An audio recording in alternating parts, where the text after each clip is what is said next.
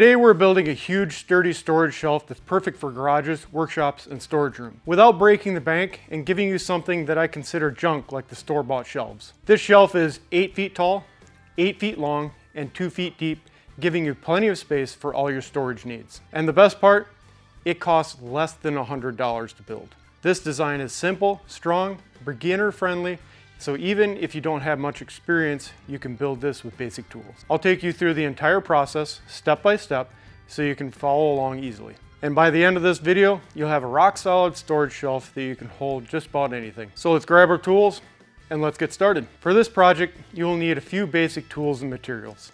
Here is everything that I used that is required to build these shelves. You need 16 2x4s. These will be used for the legs, frame, and the shelf supports. 2 sheets of plywood or OSB. This will form the sturdy surface for each shelf. A little bit of wood glue, which helps reinforce the joints and makes the shelves even stronger. I used 3-inch screws to assemble the frame and secure the legs in place. 2-inch screws were used for attaching the plywood to the shelf frames. If you're trying to keep costs as low as possible, 1/2-inch OSB is the most budget-friendly choice for the shelves. It is strong enough for most storage needs, and it keeps the cost under $100. But you can use whatever plywood you have laying around or just feel like using. Now that we have all the materials, let's cut all the pieces before we assemble them. It's best to cut all the wood first. This makes the process much faster and keeps everything organized as you build it. We'll start with the legs first. Pick out the 4 straightest 2x4s to use for the legs. Measure each one to exactly 8 feet. Lumber from the store isn't always perfectly cut, so it's important to double check each piece before cutting. Some boards might be slightly longer or shorter, and even small differences can throw off the build. To make sure all 4 legs are exactly the same length, clamp them together before cutting. Align the ends perfectly, then use a miter saw to cut them all at the same time. If you don't have a miter saw, a circular saw and a rafter square works fine, but you'll need to cut them one at a time. As always, I will leave a link in the description to all the tools that I used in case you want to go pick them up. Next, we need to cut the long supports that run across the front and the back of the shelves. These supports hold up the weight of the shelves, whatever you want to store on the shelves, so they need to be strong.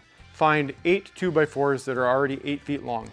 If any are slightly too long, trim them down to match exactly.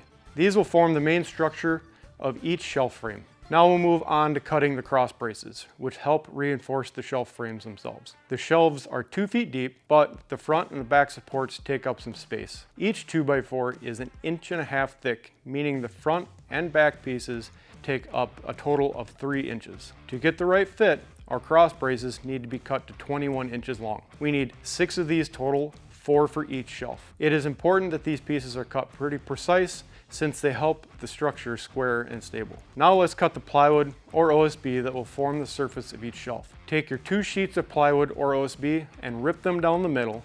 This will give you 4 pieces, each measuring 2 feet by 8 feet. If you're using leftover plywood like I did, you may need to adjust your cuts to make everything fit. But if you have full sheets, this step is quick and easy. With everything cut and ready, now we can start assembling. We're going to build the shelf frames first before attaching the legs. Lay out 2 of the long support parallel to each other. Place a cross brace at each end to form a rectangle. Use wood glue at every joint to make the shelf even stronger. Secure each brace with 2 3-inch screws at both ends. Evenly space out the other 2 cross braces between the 2 ends. These don't have to be measured perfectly, but try to keep them evenly spaced. Once the frame is complete, we're going to line the top of the frame with wood glue and lay the plywood on top. Line up the edges carefully so that everything sits flush. Attach the plywood with 2-inch screws every 12 to 18 inches along the edge and over each cross brace. And then repeat this whole process until all 4 shelves are fully built. Once they're all built, we can finally attach the legs. Before we move on, it would really help out the channel if you could give this video a like so that it can spread to more people. I'd really appreciate it. Attaching the legs is where this actually starts to get really heavy. Lay the shelves on their side, place 2 legs on top. Measure 2 feet from the bottom and make a mark. This is where the top of the bottom shelf will be positioned. Now make additional marks at 4 feet and 6 feet. This ensures that each shelf is evenly placed for a clean and balanced look, not to mention keeping the shelves level when it's all completed. Line up the first leg and attach it at the top with 1 screw. Then move down to your bottom mark and attach it with 2 screws, lining it up with the mark. Work your way up, securing each shelf at the mark with 2 screws. Once the first 2 legs are attached, flip the entire shelf over. I managed to do this by myself, but it would be easier with a second pair of hands. So I'd recommend getting a friend. Now you just have to repeat the process that you did with the first 2 legs with the second 2 legs. Once you have all 4 legs on, then your shelf is fully assembled, but it's still laying on its side. Now comes the tricky part, is standing it up. This thing is really heavy, so standing it up can be very difficult.